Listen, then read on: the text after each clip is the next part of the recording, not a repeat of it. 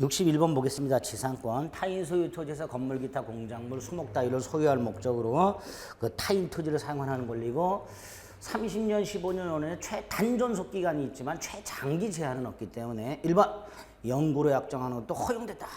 1번 5. 2번 지상권과 토지에 대한 권리. 예를 들어서 갑수요 땅에 을이 지상권을 갖고 있다. 그리고 건물을 소유하고 있다. 이 지상권과 지상물에 관한 권리는 별개의 권리. 주종이긴 하지만 별개의 권리. 따라서 지상권만 양도할 수도 있고 지상물에 대한 권리만 양도할 수도 있고. 그래서 지상권자와 지상물의 소유자가 다른 경우도 얼마든지 인정되고 단. 특별한 사정이 없는 한 지상물 양도 속에 지상권 양도가 포함되었다라고 해석할 뿐이다. 그래서 지상권을 유보한 채 지상물 소유권만 양도할 수도 있고 지상물 소유권을 유보한 채 지상권만을 양도할 수도 있다라고 해야죠. 2번 X.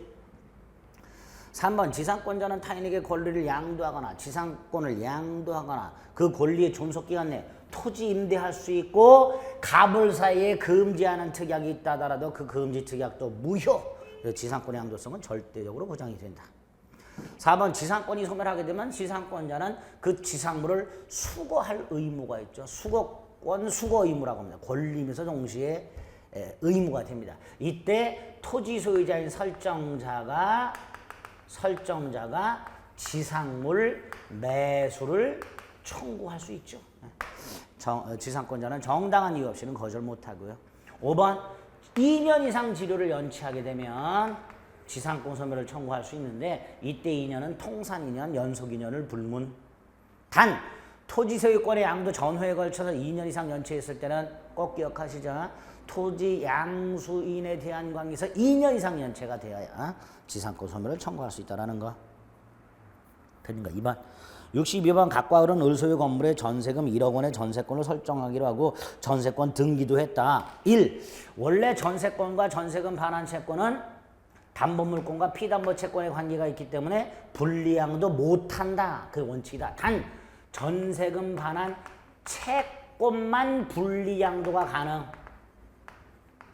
요것만 예외적으로 분리양도가 가능. 채권만. 두 가지 전세권 존속기간이 만료가 되어 전세권의 용익물권적 성질은 사라지고 담보물권적 성질만 남아있을 때 그때 채권만 양도가 가능. 예외적으로.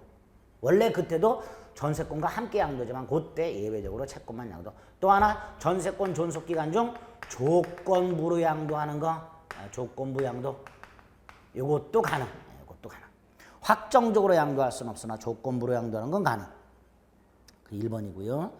2번 전세권이 소멸한 경우 317조에서 뭐라고 되어 있어요? 전세금 반환과 목적물 반환 플러스 전세권 등이 말소에 필요한 서류 교부 동시행관계다. 3번 전세금은 반드시 줘야 된다. 따라서 전세금 불지급 특약은 무효다. 다만 그 전세금을 꼭 현실적으로 수수할 필요는 없고 기존 채권으로 지급을 가름할 수 있다. 3번 X. 4번 만일 각과 을이 전세금 반환 채권을 담보할 목적으로 갑을병 제3자 합의라고 말이 나오면 이때는 제3자 이름으로 되어 있는 전세권 등기도 유효. 5번 전세권이 성립한 다음에 목적물의 소유자가 바뀌었다. 전세권이 성립한 다음에 목적물의 을 소유 건물의 전세권자 갑이 있는 상태에서 소유자가 병으로 바뀌게 되면 전세권은 물권이니까 신소유자가 설정자의 지위를 그대로 쓴 게 따라서 전세금 반환 의무도 신소유자에게 이전. 나중에 전세권이 소멸하게 되면 전세권자는 신소유자에게만 전세금 반환을 청구할 수 있다. 그래서 구소유자인 설정자는 설정자의 지위를 상실함으로써 을은 전세금 반환 의무를 면한다. 물권이기 때문에 그렇다. 임대차와 헷갈리시면 안 된다. 여러 번 말씀드렸습니다. 3번이 틀렸고요. 63번 유치권은 법정담보물권이다. 법정담보물권임에도 불구하고 성립을 배제하는 특약할 수 있다. 2번 유치권자가 유치권이 성립하려면 적법점이어야 된다. 따라서 임대차의 경우에 임대차가 소멸했음에도 불구하고 임차인이 정당한 권원 없이 목적물을 계속 점유. 이렇게 하면 불법 점유죠. 그 상태에서 임차인이 목적물에 추가적으로 비용을 지출. 자, 첫째, 비용 상환은 청구할 수 있다. 그러나 그 비용 상환 청구를 찾아봐 유치권을 주장할 수는 없다. 두 가지 기억하셔야 하겠습니다.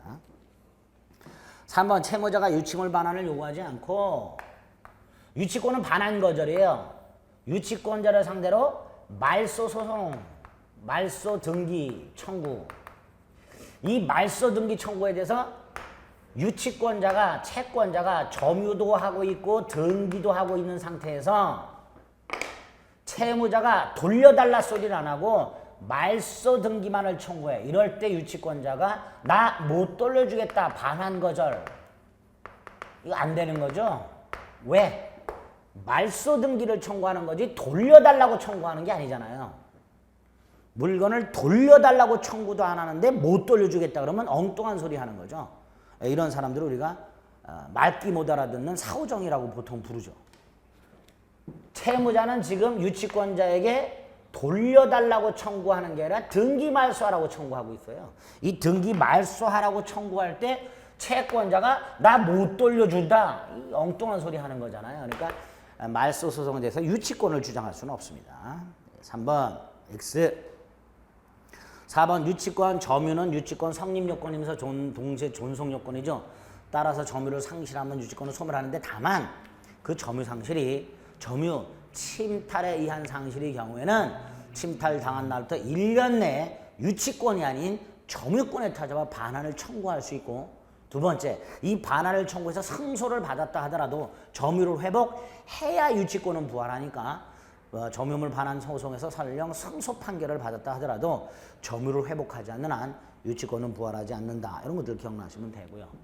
5번은 결련관계 인정 안 되는 거 보증금, 권리금, 부속물 매매대금, 건축 자재대금, 채무 불이행을 이유로 하는 손해배상 채권, 계약 명의 신탁에서 신탁자가 수탁자에게 행사하는 부당이득 반환 청구 이런 것들은 결련관계가 인정 안 되니까 유치권 성립하지 않는다 그랬습니다. 5번 옳은 질문이죠.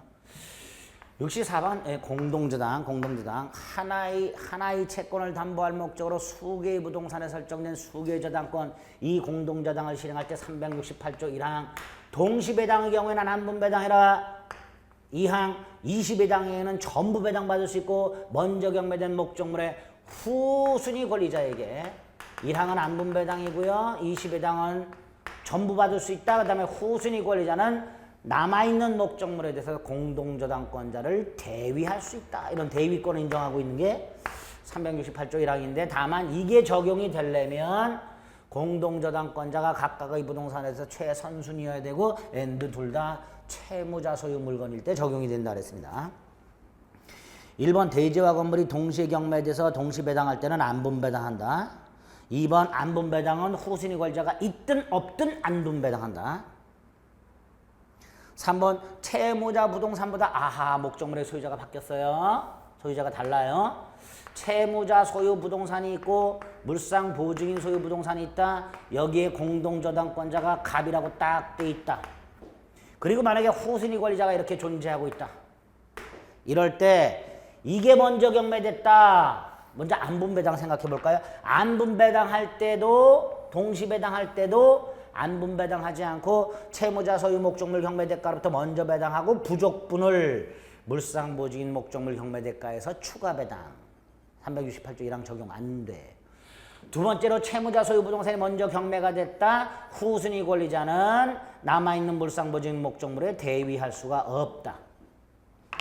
반면에 물상보증인께 먼저 경매됐다. 물상보증인은 채무자 소유 부동산에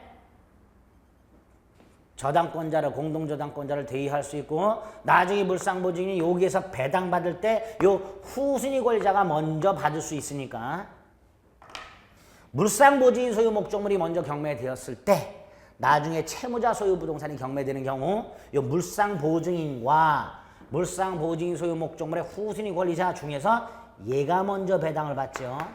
그럼 보겠습니다. 한번 채무자 소유 부동산과 물상보증인 부동산에 대하여 채무자 소유 부동산보다 물상보증인 부동산에서 먼저 담보권이 시행되었다면 물상보증인의 부동산에 후순위 저당권을 가진 자하고 물상보증인 중에서는 요 후순위 저당권을 가진 자가 우선한다 이렇게 되죠.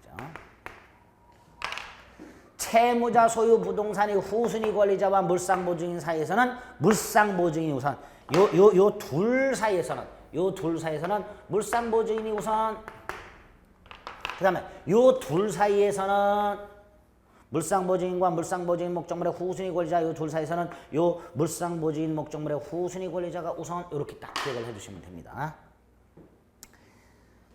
그래서 3번이 틀렸고요. 4번 공동저당권자는 의무로 어느 목적물에 대해서 먼저 경매해서 전부를 배당받을 수 있다 그랬고요. 공동저당 부동산 목적물이 5개 이상이라면 공동저당권 등기할 때 공동담보목록이라는 것을 등기부에 플러스 시킵니다. 공동담보목록 첨부. 3번이 틀렸고요. 근저당권은 장래 발생하는 불특정 채권에 대해서 결산기 일정일까지를 우선 변제받는 저당권을 근저당권이라고 하죠. 채권액이 불특정돼 있고 부종성이 완화되어 있다는 특징이 있습니다. 중요한 게 두 가지죠. 최고액은 우선 변제 한도를 의미한다. 그래서 맨날 나오는 게 최고액과 확정된 채권액이 비교했을 때 채권액이 초과하는 경우 채무자는 전부 변제해라. 이거 기억하셔야 되고요.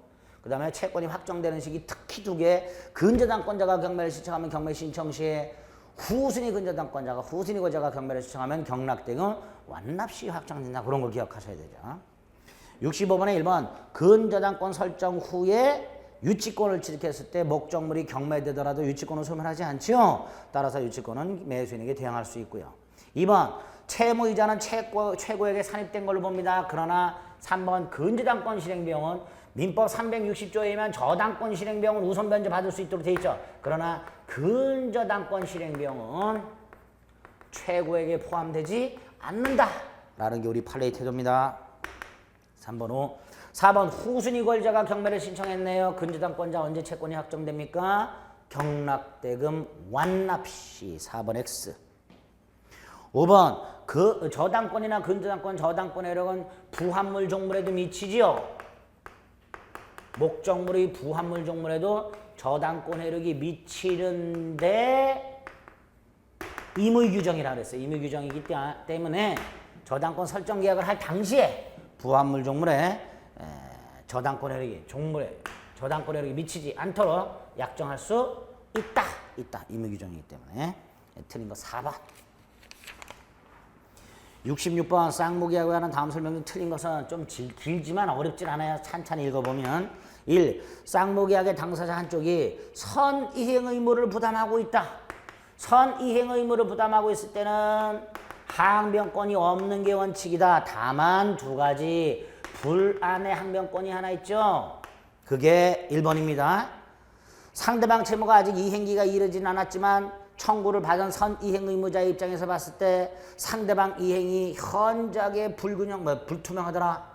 그러면 불안의 항변권 행사할 수 있다. 그랬죠? 4번 선이행 의무 지체 중 상대방 이행기가 도래하게 되면 그 선이행 의무에 대해서도 항변권이 생긴다. 그래서 4번 쌍무계약의 매매계에서 매수인이 선이행 의무인 잔금 지급 의무를 이행하지 않던 중 매도인의 이행기가 도래했을 때 근데 매도인이 소유권 이전 등기 의무를 이행 제공하지 않아요. 그러면 특별한 사정은 한 매도인의 소유권 이전 등기 의무하고 매수인의 잔금 지급뿐만 아니라 중도금에 대해서도 선이행 의무였던 중도금에 대해서도 항변권이 생기고 동시 이행 관계가 생기게 됩니다. 2번은 항변권이 생기려면 상대방이 이행 또는 이행 제공하지 않게 청구해야 된다 그랬죠. 그런데 상대방이 만약에 이행을 하면서 청구를 하게 되면 청구받은 자는 항변권 행사할 수 없기 때문에 지체 상태가 돼요. 그런데 상대방이 한 번에 이행 또는 이행 제공에 한 청구에서 지체 상태에 빠졌던 자라 하더라도 항변권이 완전히 소멸하는 것은 아니기 때문에 갑이 나중에 재청구할 때 이행이나 이행 제공을 하지 아니한 채 재청구를 한다면 지체 상태에 빠졌던 자라 하더라도 항변권을 행사할 수 있더라. 이렇게 되겠죠. 꼭 기억하셔야 된다고. 2번 과거에 한 번 얘가 이행 또는 이행 제공했다는 사실로 이 사람의 항변권이 완전히 소멸하는 것은 아니다. 3번 쌍무계약에서 일시적으로 당사자 일방이 채무 이행 제공이 있었으나 그 이행 제공이 중지됐다. 갑이 법무사 사무실에 서류를 갖다 놓고 돈 달라 그랬어요. 그럼 지체 상태예요. 그런데 며칠 있다 갑이 법무사 사무실에 맡겨놨던 등기 서류를 회수를 해버렸다. 이럴 때는 갑의 이행 제공이 중단됐으니까 상대방의 지체 상태도 소멸하게 됩니다. 항변권이 부활한다 그러죠. 부활하겠죠. 5번 대가적 채무 간의 이행 거절 권능을 가진 경우 즉 항변권이 있는 경우 늘 말씀드렸습니다. 항변권이 존재하는 것 자체로 지체 책임을 부담하지 않는다. 그러나 소송상으로는 주장해야만 법원은 고려한다. 소송상으로는 주장해야 된다. 그러나 실체법적으로는 항변권이 있다는 사실만으로 굳이 항변권을 주장하지 않더라도 지체 책임이 면한다. 그랬죠. 따라서 이행 거절 의사를 주장해야만 지체 책임을 면한다. 아닙니다. 주장이 없이도 항변권이 있다는 것 자체로 지체 책임을 부담하지 않습니다.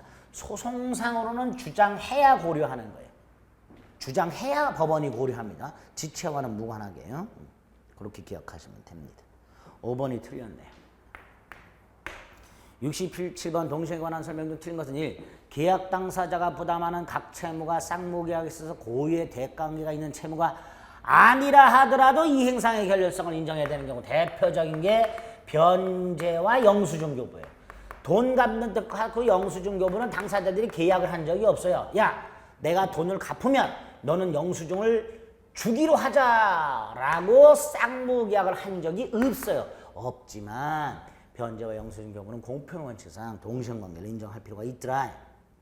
2번은 매수인이 양도세나 부가세를 부담하기로 하는 경우에는 이 양도세, 부가세 플러스 대금 지급 의무가 매도인의 재산권 이전과 동시행관계다라고 보는 게 판례라 그랬습니다.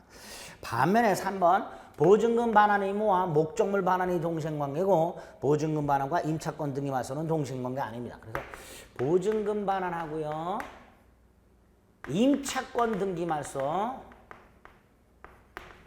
이건 동시행관계가 아니에요. 그런데 임차인이 자신의 보증금에 대한 보다 강력한 보호수단으로 전세권이 등기되어 있을 때는 보증금 반환과 전세권 등기 말소에 필요한 서류 교부는 동시행관계라는 거. 임차권 등기와 전세권 등기는 전혀 다른 겁니다. 그래서 보증금 반환과 임차권 등기 말소는 동시행관계가 아니다. 근데 임차인이 전세권 등기까지 돼 있다. 이때 이 보증금은 전세금의 기능을 갖고 있겠죠. 그래서 보증금과 전세권 등기 말소는 반환과 동시행관계다 이렇게 됩니다. 4번 매매계약이 무효나 취소되었을 때 쌍방 당사자의 원상회복 의무 이걸 뭐라 그래요? 부당이득 반환 의무 동시행관계입니다. 5번 근저당권 실행 경매가 무효가 되었을 때 근저당권 실행 경매가 무효가 되었을 때 낙찰받은 사람은 채무자에 대해서 말소 등기를 해줘야 될 것이고요. 배당받은 채권자는 배당금을 낙찰자에게 돌려줘야 되죠. 이때 낙찰자의 의무는 채무자에 대한 거고요. 말소 등기 의무는. 배당받은 채권자의 배당금 반환 의무는 배당받은 채권자의 배당금 반환 의무는 낙찰자에 대한 의무죠. 이행의 상대방이 달라요. 다르기 때문에 동시행관계가 아니다라는 게 우리 판례입니다. 동시행관계가 아니다라는 게. 그래서 5번이 틀렸습니다. 꼭 기억하셔야 될 판례입니다. 68번 매도인과 매수인 을 사이에서는 A 건물 매매 계약이 됐다. 그와 관련된 설명으로 틀린 것을 골라라. 동그라미 1번을 봤더니 매매 계약 체결 전에 이미 건물이 멸실이니까 원시적 불능이죠. 원시적 불능이니까 계약은 일단 무효가 되고 다만 이 원시적 불능 사실을 알았거나 알 수 있었을 자가 선의무과실 상대방에 대해서 이행이익을 넘지 않는 범위 내에서 신뢰이익을 배상하라라는 계약 체결상의 과실 책임이 있죠. 읽어보겠습니다. 매매계약 체결 전에 A 건물이 이미 멸실되었다. 그 멸실 사실을 과실로 알지 못하고 계약을 체결했다. 그런데 을이 그 멸실 사실을 과실로 알지 못하였다라고 되어 있습니다. 갑은 을에게 신뢰이익을 배상해야 된다? 아니죠. 신뢰이익 배상 요건 갑은 알았거나 알 수 있어야 되고요. 상대방 을은 선의 무과실이어야 돼요. 그래야 신뢰이익 배상이 나옵니다. 계약 체결상의 과실이. 따라서 1번 X. 갑은 선의무과실이고 을은 과실이 있고 절대 계약체결성의 과실은 인정 안 되죠. 반대로 갑이 악의 또는 과실이 있고 을이 선의무과실이어야 악의 또는 과실이 있는 자가 선의무과실을 상대방에게 계약체결성의 과실임을 묻게 됩니다. 1번이 틀렸죠. 묻게 됩니다. 2번은 매매계약 체결 후에 이행기가 도래하기 전에 갑의 규책 사유니까 채무불이행이에요. 채무불이행 중 이행할 수 없게 되었으니까 이행불능입니다.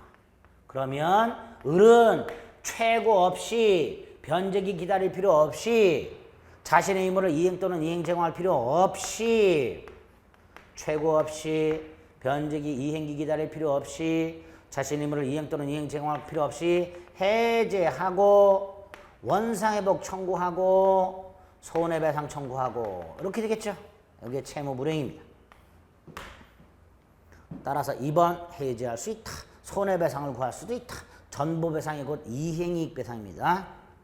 3번 매매계약 체결 후에 이행기 도래 전에 갑을 어느 누구의 규책 사유도 없이 위험부담이죠. 멸시됐다. 위험부담 원칙적으로 누가 부담해? 채무자인 갑이 부담.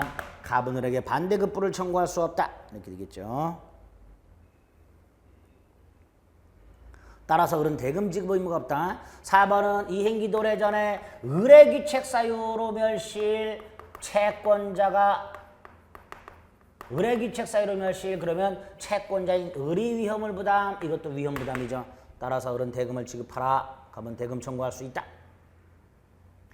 5번 계약 체결 후 을의 수령지체 중 똑같아요. 을의 규책 사유로 멸실되거나 을의 수령지체 중 갑을 규책 사유 없이 멸실 역시 을이 위험을 부담. 그래서 4번, 5번은 모두 다 채권자 을이 위험을 부담하니까 대금 청구할 수 있다 라고 해야죠. 그래서 틀린 것은 1번. 69번 제3자를 위한 계약, 쌍무계약 쌍권리가 계약 당사자가 아닌 제3자에게 발생하는 계약이라고 그랬습니다. 이때 제3자를 위한 계약 조건부로 할 수 있습니다. 주택 분양 보증 계약. 그래서 조건부 제3자를 위한 계약 가능하고요. 두 번째로 제3자가 취득하는 것은 권리를 원칙으로 하되 제3자가 부담하는 의무를 면제시켜주는 것도 되고요. 주택 분양 보증 계약처럼 제3자가 권리를 취득하면서 의무를 부담하게 하는 이런 제3자를 위한 계약도 인정된다. 1번 틀렸네요. 제3자는 제3자를 위한 계약 체결 당시 현존 특정되어 있을 필요 없다. 따라서 태아나 설립 중 법인을 위한 제3자를 위한 계약도 인정된다. 단 제3자가 권리가 생기려면 수익의 의사를 표시해야 되는데 수익의 의사 표시할 때는 현존 특정되어야 한다. 2번 5. 3번 제3자를 위한 쌍무 유상의 계약의 경우에 요약자는 낙약자의 채무 분리행을 이뤄. 자, 요약자가 있고 낙약자가 있고 제3자가 낙약자에게 수익의 의사를 표시할 권리가 생겼는데 낙약자가 채무를 이행하지 않는다. 요약자는 제3자의 동의 없이 계약을 해지할 수 있다. 그리고 원상회복 의무도 요약자와 낙약자 사이에 이루어져야 한다. 따라서 낙약자는 제3자에게 급부한 것에 대한 부당이득 반환이나 원상회복 반환을 청구할 수는 없다. 그리고 제3자는 낙약자에게 손해배상을 청구할 수 있다. 요게 제3자가 수익의사 표시 후 낙약자의 채무 불이행이 있을 때의 효과가 됩니다. 3번 5. 4번 제3자에 대한 낙약자의 급부 의무와 요계약자의 낙약자에 대한 반대 급부 의무 동시행방이다. 이런 뜻이에요. 만약에 제3자가 낙약자에게 이행하라.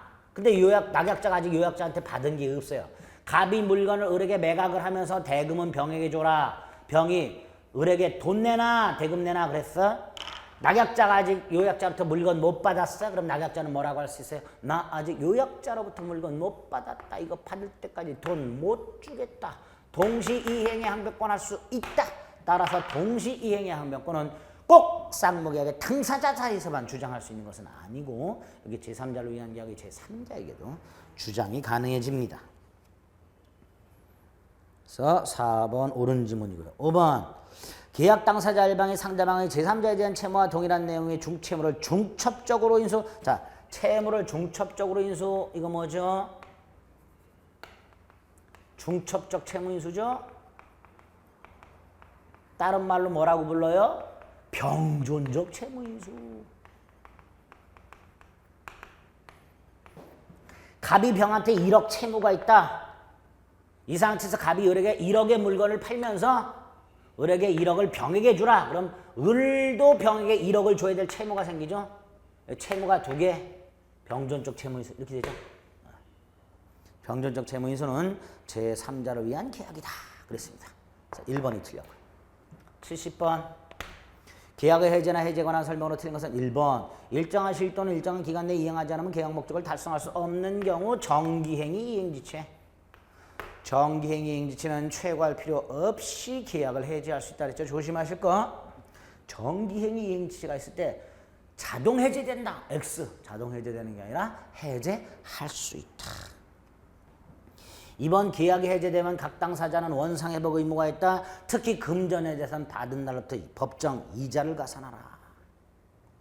3번 사정 변경을 이유로 하는 해제권을 인정한 적은 없으나 사정 변경을 이유로 하는 해지권을 인정한 적이 많다. 우리 판례는 특히 회사의 이사직에 취임하면서 회사 채무를 보증을 섰는데 중간에 이사직을 사임하게 됐다. 그 보증 채무를 해지할 수 있는가? 보증 계약을 2가지죠. 그 회사 채무가 보증을 설 때 특정 채무였으면은 해지 못한다. 그러나 계속적 보증이나 포괄 근보증처럼 불특정 채무를 보증 섰을 때는 이사직을 사임한 경우 해지할 수 있다. 그럼 3번을 보면 회사 이사가 채무액과 변제계가 특정되어 있는 채무를 보증을 섰는데 나중에 이사직을 사임했다. 해지할 수 없다. 이렇게 되겠죠. 4번 매도인의 매매 목적물에 관한 소유권 이전 의무가 이행불능이 되었다 할지라도 자 이행불능이에요. 그 이행불능이 매수인 귀책사유라면 보세요. 갑이 을에게 말을 팔았는데 이 말이 을 때문에 죽었어요. 이거는 채무불이행이 아니라 위험부담이죠.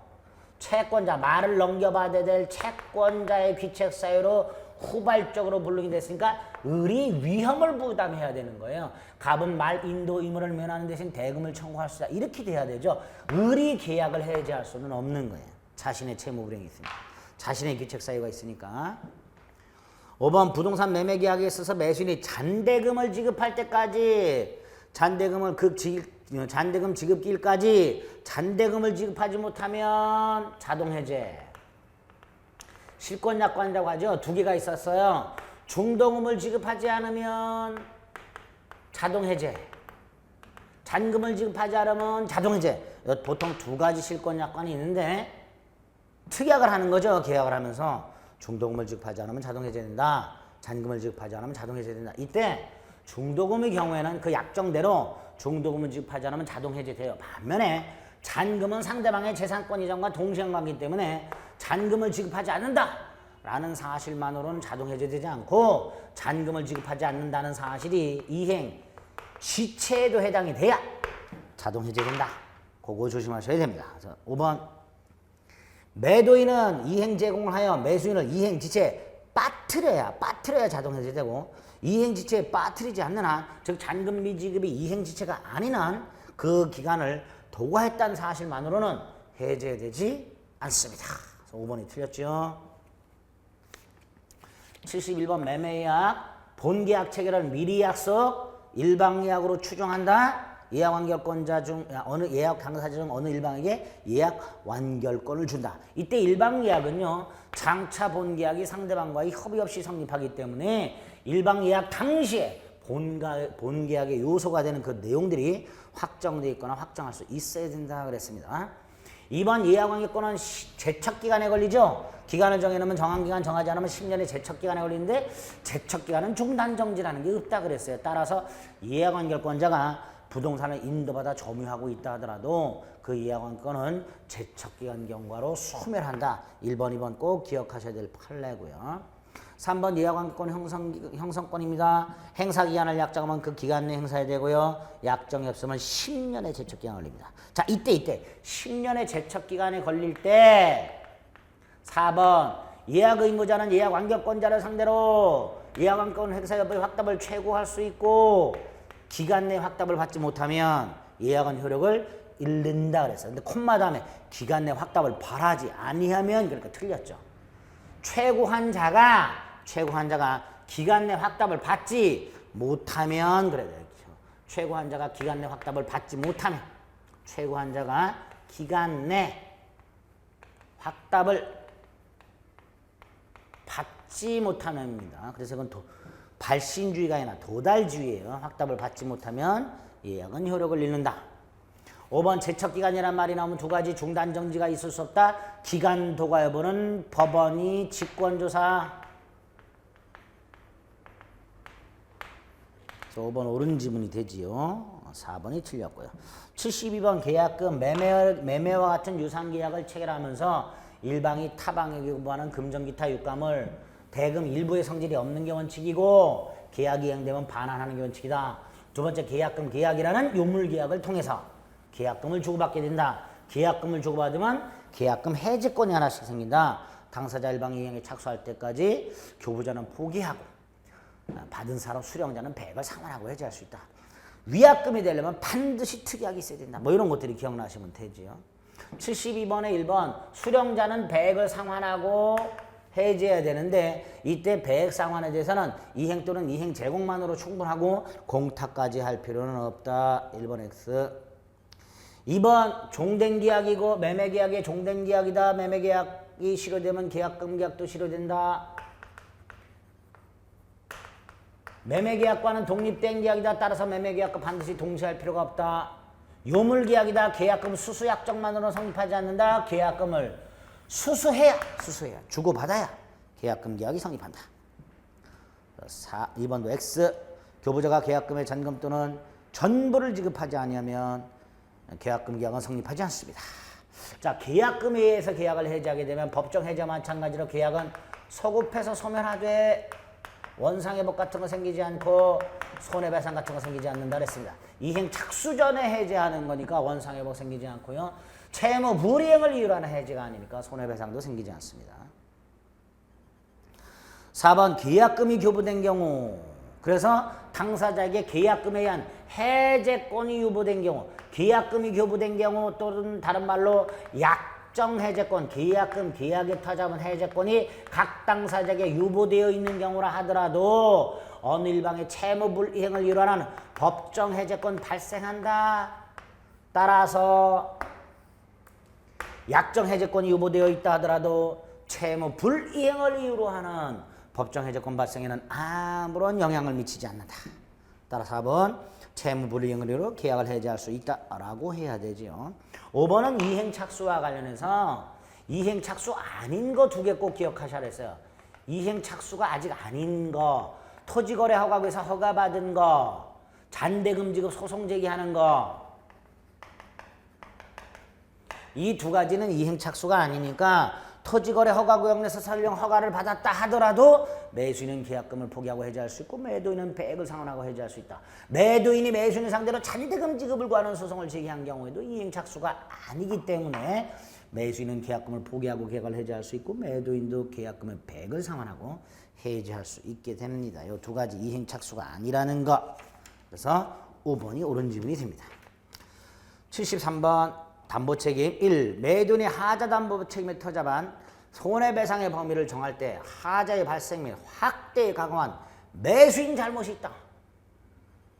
순수하게 손해배상이 생긴 거면은 매도인이 책임을 져야 되겠지만 확대 손해 같은 게 있다면은 매수인의 과실을 참작해서 그 과실만큼을 손해배상에서 깔 수 있다. 이런 뜻입니다. 2번 하자담보 책임에 의한 하자담보 책임이란 물건의 하자를 말하는데 6월이죠. 요거 제척기간이기는 해도 출소기간은 아닙니다. 요 기간 내에 꼭 소송까지 제기해야 되는 출소기간은 아닙니다. 우리 시험법에서 출소기간은 하나밖에 없어요. 점유권에 타잡은 반환청권 침탈당한 날부터 1년 내, 방해 제거 청권 방해가 종료한 날부터 1년 내, 그 1년만 출소기간입니다. 3번 담보책임 면제특약할 수 있습니다. 담보책임 규정은 임의규정이에요.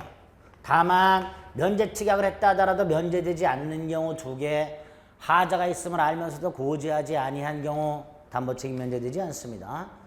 두 번째로 매도인이 제3자의 권리를 설정해주거나 양도한 경우 이때도 담보책임 면제되지 않습니다. 담보책임 면제 특약할 수 있으나 면제 특약이 있다 하더라도 면제되지 않는 두 가지 기억하시면 되죠. 3번 5. 4번은 일부 타인 권리. 자, 일부 타인 권리 담보책임이 뭐였었죠? 매수인은 선악불문하고 대금감액 청구할 수 있고 선이라면 해제 손해배상 청구권 행사할 수 있고 이런 권리를 1년 내 행사하되 기산점은 악의의 매수인의 경우 계약을 한 날로부터 1년 선의 매수인의 경우 사실을 안 날로부터 1년 이렇게 되죠? 여기 기억나시면 돼요. 그래서 악의의 매수인도 일부 타인 권리에서는 악의의 매수인도 뭐 할 수 있다? 대금감액 청구할 수 있다. 4번 X. 5번은요. 부동산을 위해서 존재할 지역권이 없는 경우 이 5번은 용익적 권리한 제한이라고 해서 목적물의 지상권, 지역권, 전세권, 유치권, 질권 따위가 있거나 목적물에 필요한 토지를 매수한 사람에게 필요한 지역권이 없거나 또는 목적물에 등기된 임차권 즉 대항력 갖춘 임차권이 존재하거나 그래서 이 목적물을 매수한 사람이 목적물을 제대로 사용식할 수 없을 때 즉 목적물에 대한 용익적 권리한 제한이 있을 때 선인 매수인에 한해서만 해제 손해배상을 청구할 수 있다 그랬습니다. 선의 매수인에 한해서만 해제 손해배상을 청구할 수 있다. 그리고 그 담보 책임은 사실을 안 날로부터 1년 내 행사하라 그랬습니다. 옳은 지문이죠. 74번 임대차 타인으로 하여금 목적물을 사용 수익하게 할 것을 약정하고 타인은 차임을 지급할 것을 약정함으로 성립하는 유상쌍문 낙성 분류식 계약. 목적물은 반드시 임대인수에 속할 필요가 없다. 반대 당사자는 반드시 차임을 지급하되 차임은 금전에 한하진 않는다. 뭐 이런 것들이 있었죠. 74번에 1번에 보면 미등기 주택의 임차인이라고 되어 있죠. 자, 주택임대차보호법이 적용되기 위한 주택은 미등기, 무허가 따지지 않습니다. 따라서 미등기 주택의 임차인도 주택임대차보호법이 적용되니까 주택임대차보호법이 적용되면 대항력, 우선면제권, 존속기간 보장 이런 것들이 인정이 되지요. 따라서 우선면제권 행사할 수 있다. 2번은요. 임차인은 나중에 목적물을 반환할 때 목적물을 원상에 회복할 의무 그리고 반환할 의무 임차인은 원상회복 의무 및 반환 의무가 있는데 우리 판례가 이 원상회복 의무 속에 폐업 절차를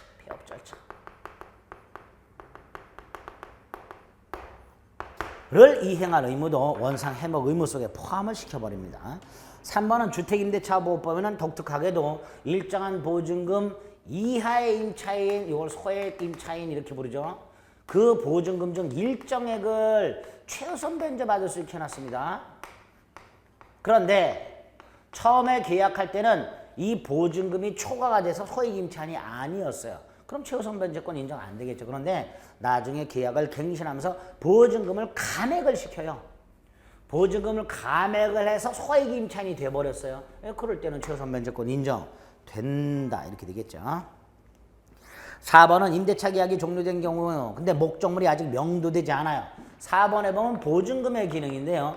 보증금은 임차인이 목적물을 반환할 때까지 발생한 모든 손해배상을 담보하기 때문에 임차인은 보증금을 반환할 때 손해배상에 충당합니다. 그러니까 임차인은 아직 물건을 반환하지 않고 있는 동안에 임대인이 차임을 청구했을 때 보증금에서 충당하라 라고 청구할 수는 없게 됩니다. 그게 4번이죠.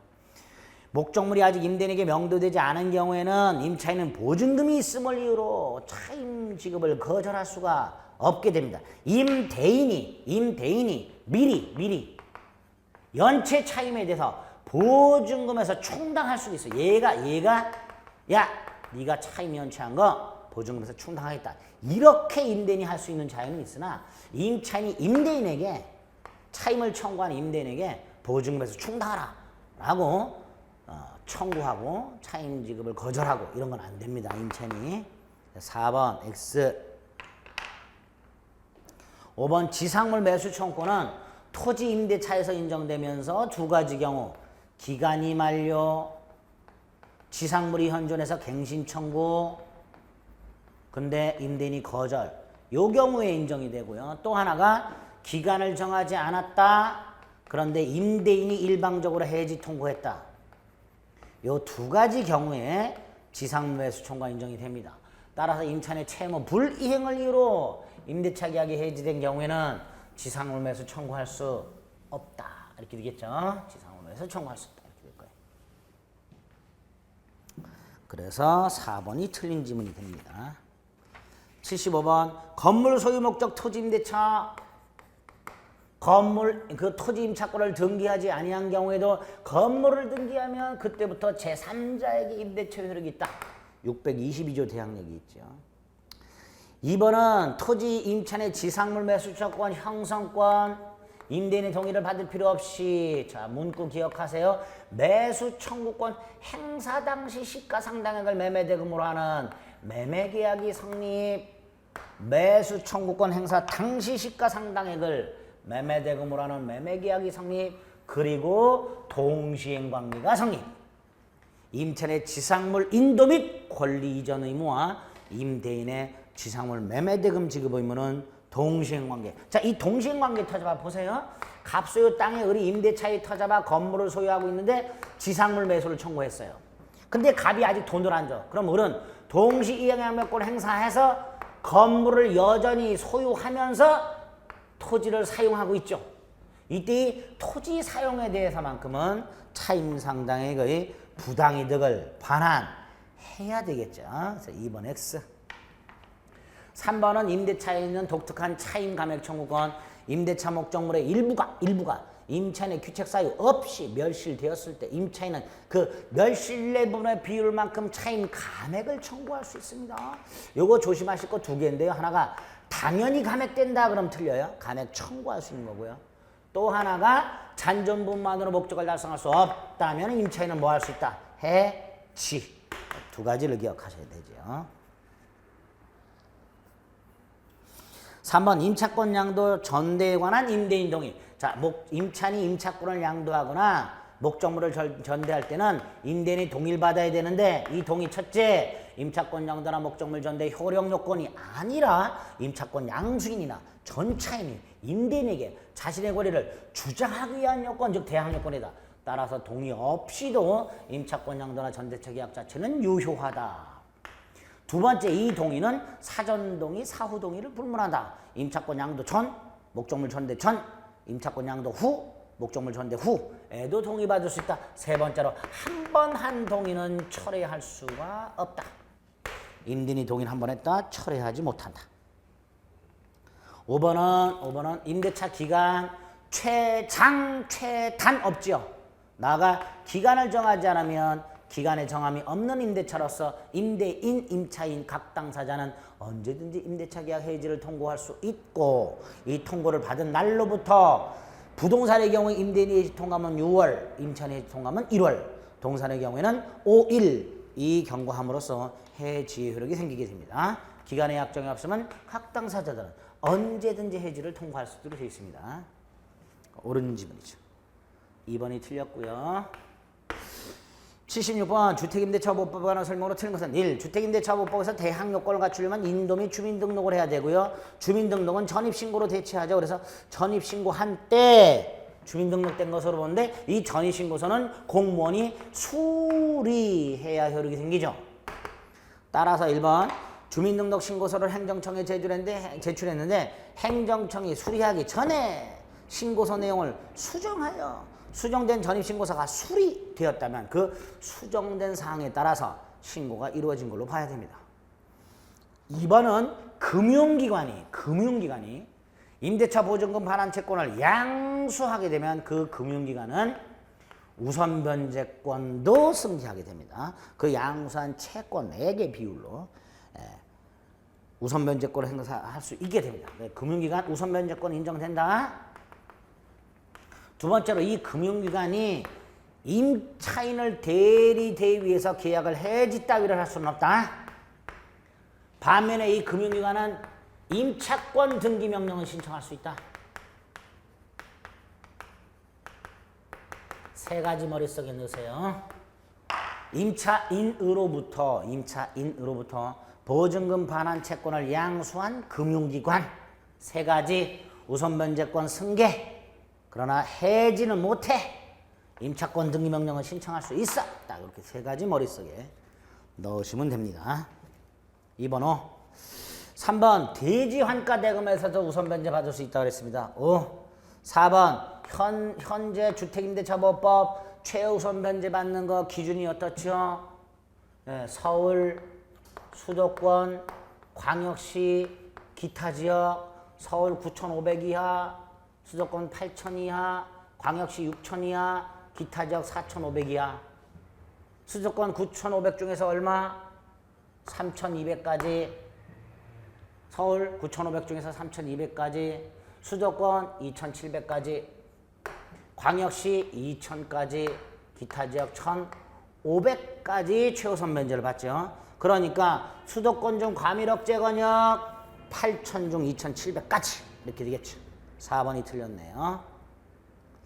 5번 임대차 보증금 감액으로 소액 임차인이 됐다. 최우선 변제권 인정된다. 그래서 76번 4번이 틀렸죠. 77번 상가건물 임대차 보호법 1. 일부 임대차 도면 첨부. 그 일부 임대차의 한 부분이 어느 부분인지 알 수 있을 정도로 도면 첨부. 2번 상가건물 임차인이 보증금 반환 채권에 터잡아 대항력과 우선 상가건물 임차인이 보증금 반환 채권에 대해서 임차인의 그 보증금 반환 채권에 대해서 대항력과 우선 변제를 갖고 있을 때 폐업 신고를 했네요. 폐업 신고했다는 것은 마치 주택임대차보호법에서 다른 곳으로 전출했다 또는 주민등록이 말소됐다라는 거와 똑같은 거예요. 따라서 대항력 상실, 대항력 상실. 설령 나중에 같은 상호 등록번호로 사업적 등록했다 하더라도 새로운 대항력을 취득할 뿐 기존 대항력이 유지 존속되는 게 아닙니다. 2번 X. 3번은 개정법에서는요. 상가건물 임대차보호법 개정법에서는 표준권리금 계약서라는 게 있고요. 상가건물 임대차 표준계약서라는 게 있는데 이 표준권리금 계약서나 상가건물 임대차 표준계약서 요거를 국가기관이 만들어가지고 사용을 권장할 수 있도록 해놨습니다. 이때 표준권리금 계약서는 국토교통부 장관이, 그 다음에 상가건물 임대차 표준계약서는 법무부 장관이 만들어가지고 사용을 권장할 수 있도록 되어 있습니다. 3번 그 국토교통부 장관과 법무부 장관을 좀 구별해 두시면 돼요. 표준권리금 계약서냐 상가건물 임대차 표준계약서냐에 따라서 달라져요. 표준권리금 계약서는 국토교통부 장관이, 상가건물 임대차 표준계약서는 법무부 장관이 만들어서 사용을 권장하도록 할 수 있도록 되어 있습니다. 5번 상가건물 임대차가 법정갱신되어 상가건물 임대차 존속기간 만료 전 6월부터 1월까지 즉 계약갱신 요구기간이죠. 그 계약갱신 요구기간 내에 임대인이 임차인을 상대로 갱신 거절 통지 따위를 하지 않게 되면 전임대차와 동일 조건으로 갱신한 것으로 보되 기간은 1년 이렇게 전임대차와 동일한 것으로 보되 이때 기간은 1년이지만 임차인만은 언제든지 해지할 수 있고 임대인이 해지 통지를 받은 날로부터 3월이 경과함으로써 해지를 행한다. 이렇게 쫙 조문이니까 머릿속에 넣어두시면 되고요. 틀린 것은 2번. 78번 집합건물의 소유 및 관리에 관한 법률 1. 전유 부분이 수인의 공유에 속하는 경우. 자, 전유 부분이 수인의 공유에 속한다.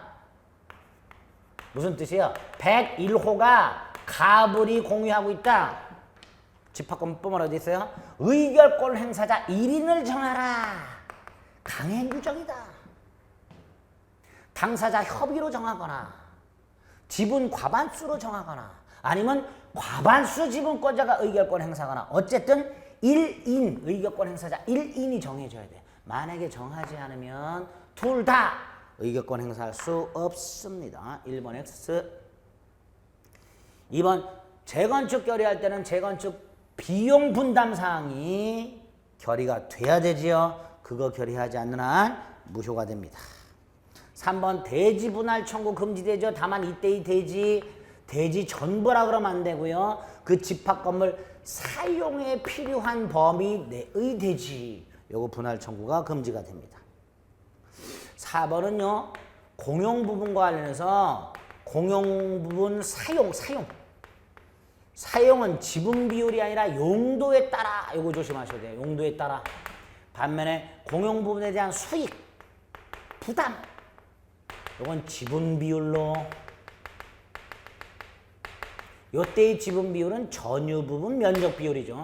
그래서 공용 부분 사용과 수익 부담 구별하셔야 됩니다. 그래서 4번 지분 비율에 따라 비용 분담한다. 맞죠?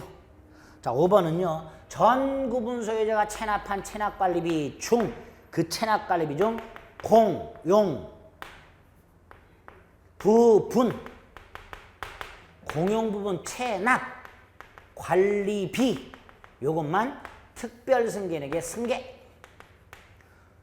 전유 부분 체납 관리비나 연체료는 승계되지 아니한다. 그래서 전 구분 소유자의 공용 부분 체납 관리비를 지급할 책임이 있게 됩니다. 그 공용 부분 체납 관리비를 꼭 기억하세요. 79번 양도담보. 양도담보라는 거 뭐예요? 갑이 을로부터 돈을 빌려요. 소비대차. 그리고 갑이 부동산을 담보로 제공하되 나중에 돈을 갚지 못하면 소유권을 넘겨주기로 하는 대물변제액이나 매매계약을 하고요. 을의 이름으로 가등기하면 가등기담보, 아예 을에게 먼저 소유권 등기를 넘겨주면 양도담보 그랬습니다. 이때 양도담보권자는 사용수익할 수 있는 정당한 권한이 있는 설정자에 대해서 자신이 사용수익을 하지 못한 것을 이유로 임료상당 손해배상이나 부당이득 반환 청구할 수 있다. 아닙니다. 담보권이 설정됐다. 사용수익은 누가 해요? 설정자, 채무자가 하죠. 1번 X. 사용수익은 설정자가 합니다. 담보권자가 하는 거예요. 아니니까. 2번 부종성이죠. 채권 소멸하면 부종성에서 담보권도 소멸. 3번 가등기 담보법에서는요. 이 채무자는 청산기간이 경과한 후에도 변제기 후에 가등기 담보권자나 양도담보권자가 청산 절차를 진행하고 청산기간 2월이 지난 후에도 청산금을 받을 때까지는 돈을 갚고 요 등기말소를 청구할 수가 있어요. 그런데 안 되는 게 두 개예요. 변제기를 경과한 후 10년이 지나버리거나 선의의 제3자가 목적물에 대한 소유권을 취득을 해버리면 더 이상 채무자는 변제를 하고 등기말소를 청구할 수가 없습니다. 3번이 답이죠. 양도담보권. 양도담보권 저당권하고 똑같죠. 부합물 종물에는 양도담보권 혜택이 미쳐요. 부합물 종물에는. 그러나 저당권에서 뭐라 그랬죠? 과실에는 원칙적으로 저당권 혜택이 미치지 않는다 그랬죠. 그러니까 4번은 과실을 지워야 되죠. 그 다음에 5번 가등기 담보권자 등은요. 변제기가 지났음에도 불구하고 채무자 돈을 갚지 않으면 두 가지 방법으로 자신의 권리를 행사합니다. 하나가 담보권 실행 경매를 신청하는 게 아니고 또 하나가 청산 절차를 거쳐서 소유권을 취득하는 귀속 청산. 두 가지를 선택하여 자신의 담보권을 실행할 수 있습니다. 따라서 5번도 틀렸지요. 채권 담보 목적으로 양도된 재산, 즉 소유권이 등기된 양도담보. 그 담보권 실행은 처분 청산만 안 됩니다. 경매 신청도 꼭 이것만 되는 건 아니고요. 경매 신청할 수도 있다. 자, 마지막으로 80번.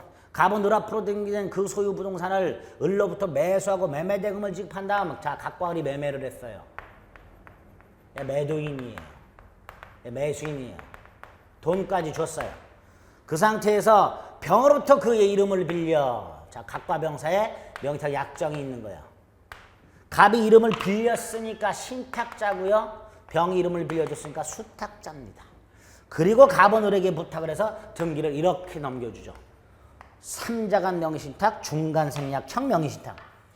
반드시 기억하실 거 3개. 약정, 무효, 등기, 무효. 따라서 소유권은 여전히 매도인에게, 매매는 유효. 따라서 갑은 여전히 을에게 이전 등기 청구할 수 있다. 소유권은 여전히 매도인 을에게 있으니까 을은 수탁자를 상대로 말소 등기를 청구하거나 진정 명의회복을 위한 이전 등기를 청구할 수 있다. 그래서 신탁자는 직접 수탁자에게 이전 등기 따위를 청구할 수는 없으나 매도인은 을을 대위하여 병등기 말소 청구할 수 있다. 병이 스스로 가백에 등기를 이전해줬다. 이 등기는 유효하다. 실체권리관계와 일치하니까. 수탁자가 팔아먹었다. 수탁자와 거래한 사람은 선악 묻지 않고 소유권을 취득한다. 최소한 요 3자가 중간생략형 명의신탁에서는 요 정도 내용들이 머릿속에 있어야 됩니다. 1번 병 앞으로 일단 가등기를 한 다음 가등기 타면 본등기를 했다. 무효다. 가등기도 무효. 가등기 타자면 본등기도 무효. 1번 X. 수탁자 명의 등기 무효. 갑은 매매계약이 터잡아 자신의 이름으로 이전 등기를 받기 위해서 을을 대위하여 병등기 말소를 청구할 수 있다. 3번 갑은 을에게 지급한 매매대금에 관하여 무효를 이유로 부당이득 반환 청구할 수 없다. 매매계약은 유효다. 4번 만약에 갑병이 부부고 이게 법률혼 관계라면 사실혼 말고 법률혼 관계라면 부실법이 제한적으로 적용된다. 갑병 사이에 조세를 포탈하거나 강제입행을 면탈하거나 법령상의 제한을 회피할 목적이 없을 때 이때는 부실법이 적용되지 않고 유효하다면 대내적 소유권은 신탁자가 대외적 소유권은 수탁자가 유효한 명의신탁일 때. 따라서 4번 5번 정의병으로부터 금전을 대여하고 병으로부터 저당권 설정 등기 수탁자와 거래한 제3자는 선악 불문하고 권리를 취득한다. 따라서 정은 선악 불문하고 못된다. 3자가 명의신탁 법률관계 반드시 이 정도는 머릿속에 넣어 두셔야 됩니다. 그래서 전형적으로 나오는 문제들 아주 잘 나오고 아주 전형적으로 나오는 것들 꼭 알아두셔야 될 것들 기본이 되는 것들만 40문제를 딱 묶어갖고 모의고사를 한번 봤습니다. 처음에 지난 시간에 말씀드렸듯이 점수에 연연하지 마시고요. 듣는데 이해가 안 되거나 까먹었거나 이건 왜 이럴까라는 생각이 드는 부분들 틀린 것들 찍어서 맞은 것들 이런 부분들은 그 특정 부분을 찾으셔가지고 반드시 복습을 하셔서 모의고사 문제들을 여러분 걸로 소화하셔야 됩니다. 아시겠죠? 네. 2시간을 쳐서 모의고사 문제 해설해 드렸습니다. 애쓰셨고요. 마무리만 잘 하셔도 지금부터 마무리만 잘 하셔도 여러 차례 좀 반복해서 많이 읽고 보시면 충분히 합격할 수 있습니다. 점수 안 오른다고 공부가 힘들다고 짜증내지 마시고요. 그 짜증 누가 대신해 주지 않습니다. 공부 그래서 묵묵히 꿋꿋하게 시험 보러 가는 그날 때까지 지치지 마시고 자결하지 마시고 계속 반복해서 봐주시면 됩니다. 합격 얼마 안 남았습니다. 충분히 합격하실 수 있으니까 마지막 좀 최선을 다해 주시기 바랍니다. 여기까지 하겠습니다. S였습니다.